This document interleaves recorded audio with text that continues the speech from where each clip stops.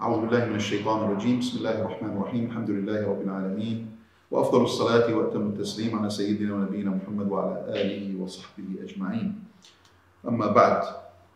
My dear brothers and sisters, welcome to the last short talk of Ramadan. Tonight is the night of the 30th of Ramadan. I ask Allah subhanahu wa ta'ala to accept from us our fasting, and of course Eid Mubarak to everyone that's around the corner. So today we're going to make it short, but today's message is an important one. And again, I'm going to continue with the theme of the Muslim family. I want to talk today about great wives and great mothers. And we've talked about that in the past few days, but this is a little bit different. We're going to talk about the importance of making sure that your family eats from halal.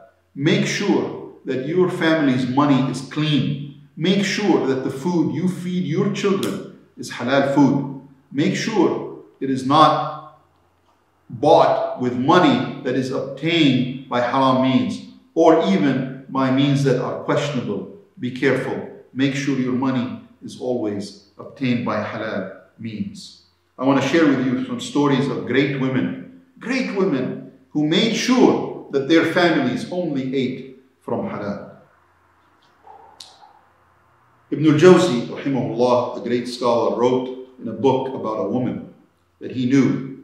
This woman was preparing dough. So that was what she was doing. She was making some dough. And while she was doing that, someone came and told her her husband was out working, came and told her, your husband just died. SubhanAllah. Right there and then. And when she heard that, she immediately lifted her hands from the dough. And she said an amazing thing. She said, هَذَا طَعَامٌ قَدْ صَارَ لَنَا فِيهِ شُرَكَاء. This is food that's not only for us anymore. We have partners in it. Because it is the food of the husband. So the inheritance is going to have to be divided. So she stopped right there. SubhanAllah. Because she was afraid that if she took it and ate it herself, or fed it to only herself and her children, and maybe there were other people who would inherit, they would be entitled to a part of that. That's how careful they were to make sure that every penny, every drop was halal. SubhanAllah. It's also mentioned in the books of history that the women of the Tabi'een used to say to their husbands before they left the house, they used to say, إِيَّاكَ وَكَسْبُ الْحَرَامِ. Be careful. Do not obtain your money by haram.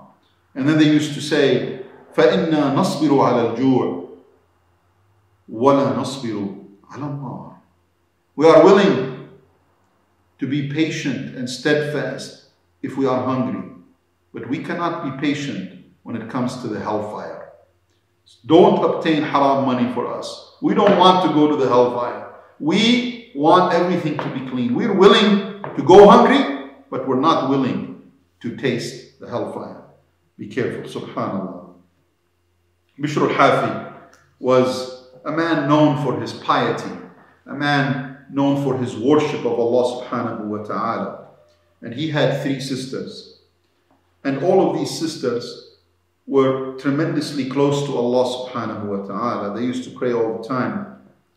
And one time, one of them went to Al-Imam Ahmad ibn Hanbal. I think I told you a little bit about his mother last night. But Al-Imam Ahmad ibn Hanbal, she went to him and she said, sometimes I would be making clothes. So she would make clothes. She said, I will be sewing and I will have a lantern. So they would have a lantern, almost like you can say a lamp.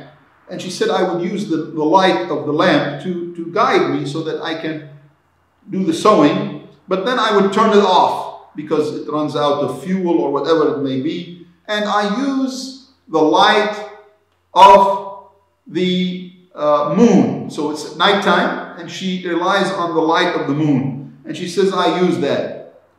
Then she asked him a question. She said, when I sell that garment, so she's sewing a garment, or one garment she sews on the light of the lamp, and the other garment she sews on the light of the moon. She asked Imam Ahmad ibn Hanbal, she said, when I sell, should I tell whoever is buying that this garment was made under the light of the lamp and this garment was made under the light of the moon? Why is it? What's the difference? You say, what's the difference? It's a garment, she made it. Who cares what the light source was that she used to guide her activity? Well, it's a difference because the light of the lamp gives you better vision. So you're going to do a more accurate and more thorough job. Whereas relying on the light of the moon, especially if it's not a full moon, you may make mistakes, or it may not be the quality of the garment that comes out in that situation is not as good and as precise and as meticulous as the quality of the garment that's done under the light of the lantern. Al-Imam Ahmad answered her. He said, if there is a difference between the two, meaning there's a difference in quality, then you have to disclose that to the person who is buying. But I tell you the story so you can understand how accurate and how detailed these women were to make sure that every penny of their money was halal. Subhanallah. Not only did they make sure that their money was from halal sources, but they also were very generous. They were very giving. They were women who loved to give for the sake of Allah. And I want to share with you the story of a woman by the name of Zainab. And there are a lot of great women in Islam by the name of Zainab. But this is Zainab, the wife of Abdullah ibn Mas'ud. Abdullah ibn Mas'ud, his wife's name was Zainab. And what happened was that Zainab, who is the wife of Abdullah ibn Mas'ud, she had a habit, and that is after Fajr, she would sit and do dhikr. She would remember Allah subhanahu wa ta'ala. And one day, she heard Rasulullah sallallahu alaihi wasallam say, "O women, give sadaqah, even if it's from your jewelry. Give sadaqah, even if it's from your jewelry." So she went to her husband Abdullah. Now Abdullah ibn Mas'ud was very poor. She went to her husband and she said, "Ya Abdullah, you are a poor man. And I heard Rasulullah sallallahu alaihi wasallam ask us women to pay sadaqah. So ask him if it's okay if I give you from my sadaqah, from my money, she has jewelry, I want to give you some of it so you can sell it and use the money. And if I'm not allowed to do that, then I want to give it as a sadaqah to someone else." You see, the woman is not obligated to spend a penny on the household. So she was going to give from her own money to her husband, Abdullah ibn Mas'ud, as a sadaqah so that he can then use it to spend on the household. And if it's not allowed, she didn't know whether it was allowed to give to her husband or not. And she said, if Rasulullah said, "I'm not allowed to give it to my husband," then I'll give it to someone else.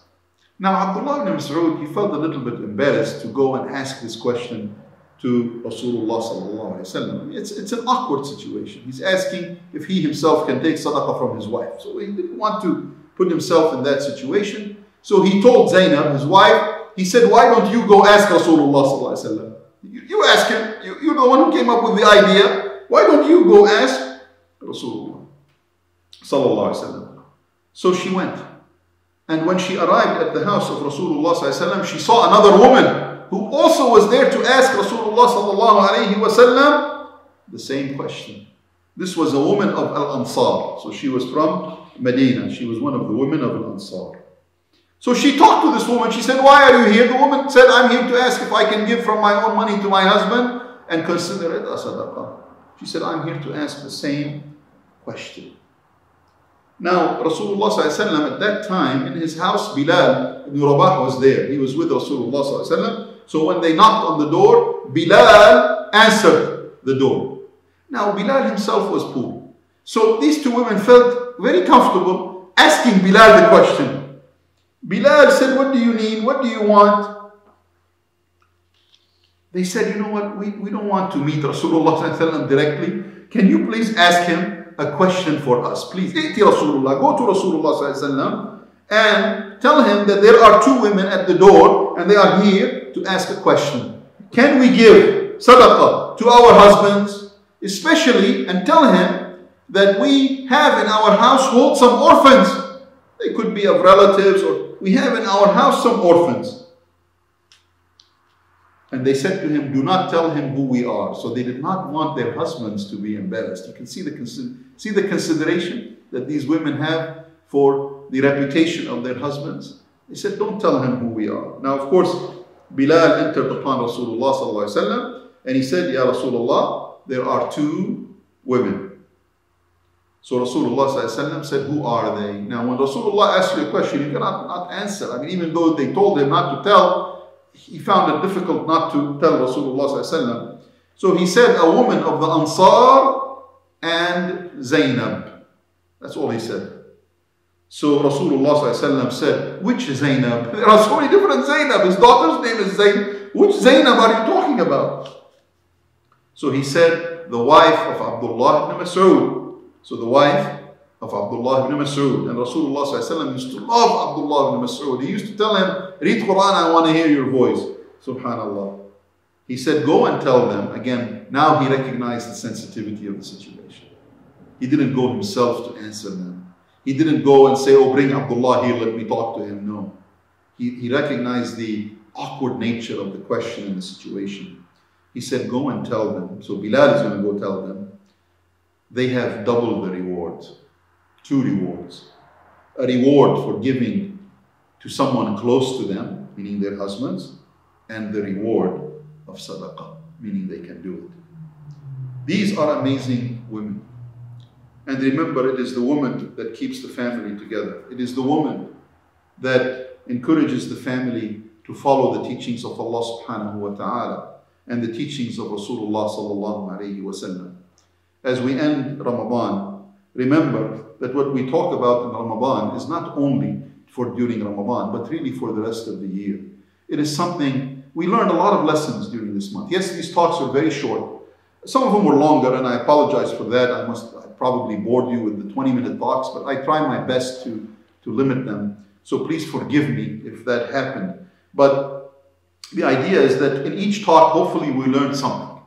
And take what you learned, and I will also take what I learned, and we're going to use it in the rest of our lives, for the rest of the year. Don't limit it just to the month of Ramadan. I ask Allah subhanahu wa ta'ala to protect our families. I ask Allah subhanahu wa ta'ala to protect our children. And I ask Allah to protect our spouses. I ask Allah to enrich the hearts of our children and our spouses with faith and with iman. And I ask Allah subhanahu wa ta'ala to make sure that every Muslim household acquires its money by halal means. And I ask Allah subhanahu wa ta'ala to accept from all of us the fasting of the month of Ramadan.